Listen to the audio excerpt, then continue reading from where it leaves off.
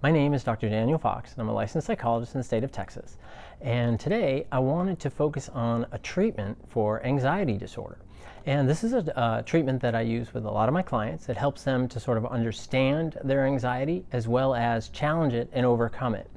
And I've created a worksheet that I also use with my clients that you might find helpful as well. So, and a link to that will be in the comments section of the video. So this treatment is what I called ACE. So it's ACE treatment for anxiety. And the thing that I tell my clients a lot about anxiety is that anxiety is a lot like a stray cat. Okay? And the more you feed it, the more it hangs around. And when you stop feeding it, and this is when folks, they start to challenge it a little bit and some of the strategies that we're going to focus on. But I want you to be aware that when you start to do things differently and you stop feeding your anxiety, the anxiety can kick up a little bit more, right? Like that stray cat. It comes around a little more, you see it more often, it's looking for the food, it's looking to be fed, and your anxiety is the exact same thing. But what happens is, just like with the stray cat, when you stop feeding it, eventually it goes away. Now that doesn't mean that someday then it may come back, but if it comes back, it tends to be for a shorter period of time. And then when you don't feed it, it goes away again. And if it comes back, it's for a shorter period of time, it's less severe, it's less of a nuisance, and you have greater control over it. So I think that's a good conceptualization of working with anxiety and understanding anxiety. So let's get into the ACE treatment. So when we talk about ACE, so the A in ACE stands for accept. You have to accept the fact that you're anxious. And what happens with a lot of folks is that when they become anxious, that they want to fight the anxiety, they want to resist the anxiety, they want to put a lot of energy into trying to control it. And what happens is the harder you push against it, the more energy you give it, and the more intensity you tend to experience. So with a lot of my clients, what we do is we take that out. We accept the fact that they're going to be anxious.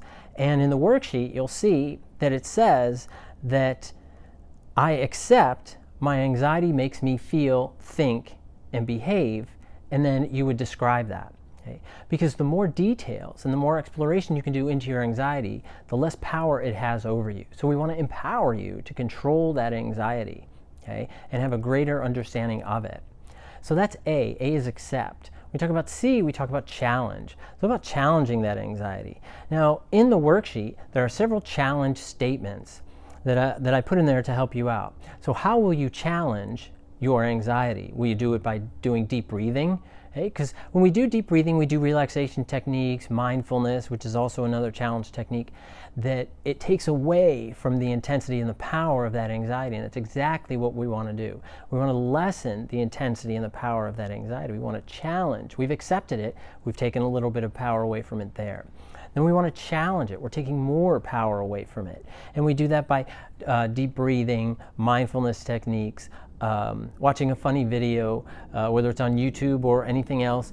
Myself, I like Seinfeld videos, so if I feel myself getting anxious or worried about something, sometimes I'll take a break and I'll watch like a Seinfeld video for a little bit, and I find that helps me relax.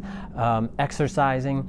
And for my clients that have chronic issues of anxiety and severe anxiety, when we talk about exercise, I usually tell them exercise to the point of exhaustion. Exercise as much as you can is what's appropriate for you and your body type, but to the point of exhaustion where you're so tired, you have no more energy to deal with your anxiety and you're burning out all of that anxiety. Another one is saying something positive about the moment that you're in, about what you feel anxious about. What's a positive? Digging deep. And this can be hard because it's some counter technique. It's a counter strategy to that anxiety that a lot of us don't do, but it can be really helpful. And then the last one, if your anxiety is centered around a physical ailment, talking to your doctor about it. I encourage a lot of my clients not to look on the internet to try to diagnose themselves. I think that the internet, although it has a lot of good things, I think for medical information, psychological information, it tends to be distorted. So talking to your doctor, talking to a nurse practitioner, to a medical or mental health provider, if your concern is related to a psychological issue, is getting it from that source. The internet tends to be skewed with all kinds of different stuff, and all that does is kick up your anxiety, but we want to challenge it. So we want to go directly to a reliable source. okay, and get that information. Okay, so that is C. C is to challenge. Now E is to evaluate. Okay, so you have to evaluate your anxiety, and I have 9 statements in the worksheet to help you evaluate, right, your anxiety. Okay, and these questions are, so the first one is this something to really worry about? Is this something that you really need to worry about? A lot of times anxiety pushes us to believe that things have to be instantaneous. It's something we have to deal with right away, and if we don't, the whole world's going to come crashing down. And there's actually been statistics on crises and other types of like severe instances we may be in, and what we find is about 1% of all the experiences that we have are actually life-threatening or immediate instances, and 99% of the other ones are ones that are not dire. So it's important to remind ourselves of that. So ask yourself that question, right? Is this something to really worry about? Okay.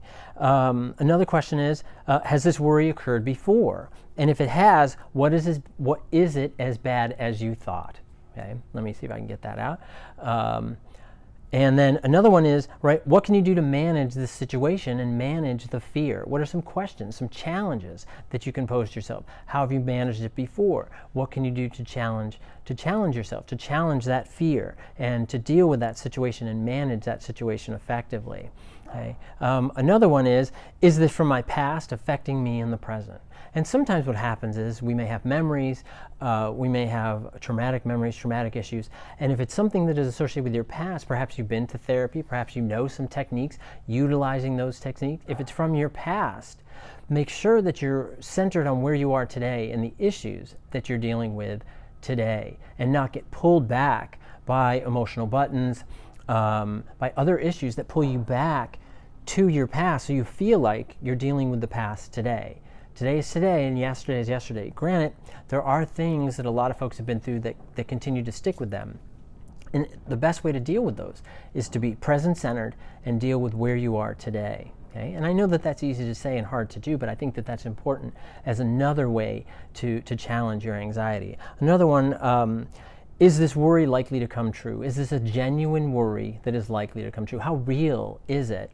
Another one would be, if the worst happens, okay, what would be so bad about it? What would be so terrible if the worst were to happen? What is the worst case scenario that could happen?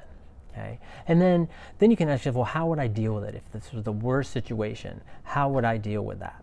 Okay, what hard data do you have that your anxiety is warranted? What hard data, what facts do you have that your anxiety is warranted and justified right now at this point in time? Okay.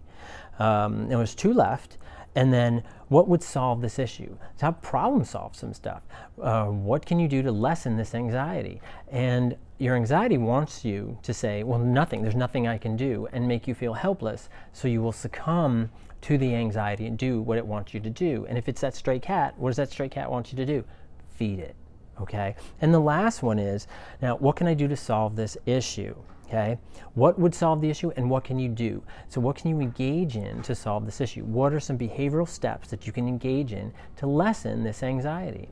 And all of these challenges are to help you gain control, because it's when we stay away from it that anxiety builds and it has greater control over us. And that's exactly what we want to do. We want to have control over it instead of it having control over us. Now, at the end of the worksheet, you'll see that after you went through these steps, you're going to rate your intensity of the anxiety. And the more you do this worksheet, the more that you challenge your anxiety with my clients, is that we have found that their anxiety goes less and less and less. And they feel this greater sense of empowerment. And I put a little reminder about the stray cat on the bottom as well.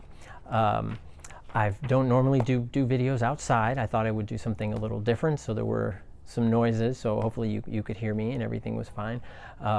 Again, I thought this would be a nice kind of calm atmosphere that can help you learn this technique, see this technique. You can watch this video several times if that would help you. I hope that you do find this helpful. If you found this helpful, you're welcome to check out some of my other videos or subscribe. That would be great. And thank you very much, and I hope the ACE technique is helpful for you and to lessen your anxiety. Thanks, and have a good day. Bye-bye.